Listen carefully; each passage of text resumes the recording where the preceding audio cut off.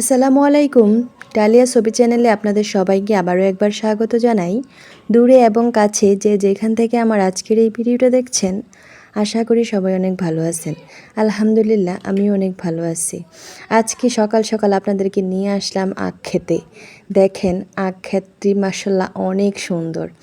আশেপাশে অনেক আখ ক্ষেত আছে, বলতে পারেন এইখানে প্রতি সিজনে অনেক অনেক আখ চাষ করা হয় বা আখের রোপণ করা হয়।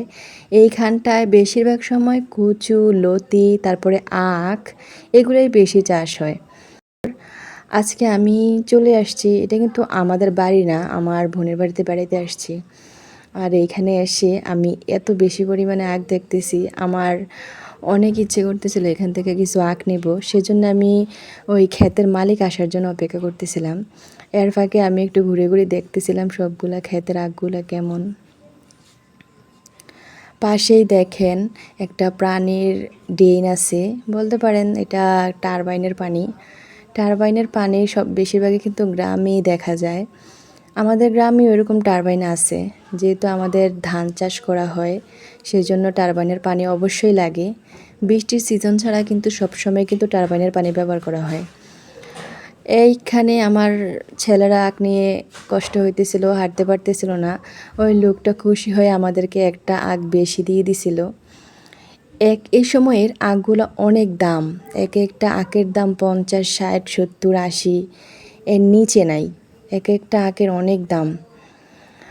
আমি 2টা নিছি, আমার ছেলে 2টা নিছে। এগুলো আমরা এখন বাসায় নিয়ে চলে আসতেছি।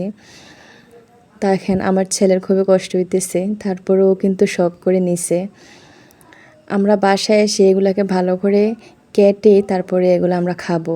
যদি ভালো করে ছেঁচে পরিষ্কার করা না হয়, এটার ভিতরে যে ইয়েগুলো থাকে, শিকড়গুলো থাকে, এই শিকড়গুলো মুখে লাগলে কিন্তু মুখ ঘা হয়ে যায়, কেটে যায়।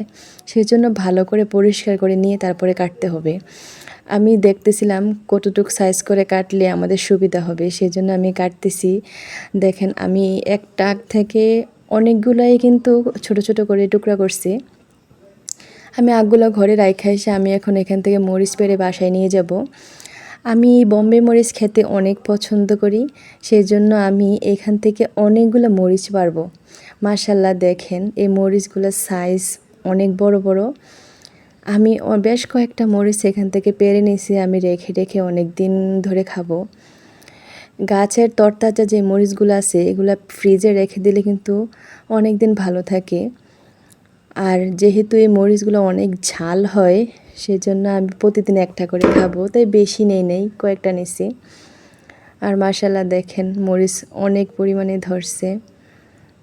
আপনারা কারা কারা এরকম মরিচ খেতে পছন্দ করেন অবশ্যই কমেন্টে জানাবেন। আর আমার ভিডিওগুলো যদি আপনাদের ভালো লাগে অবশ্যই আমার চ্যানেলটাকে সাবস্ক্রাইব করবেন, লাইক করবেন, শেয়ার করে আমার পাশে থাকবেন। আজকের ভিডিওটা কেমন লাগলো অবশ্যই আমাকে জানাবেন। আসসালামু আলাইকুম।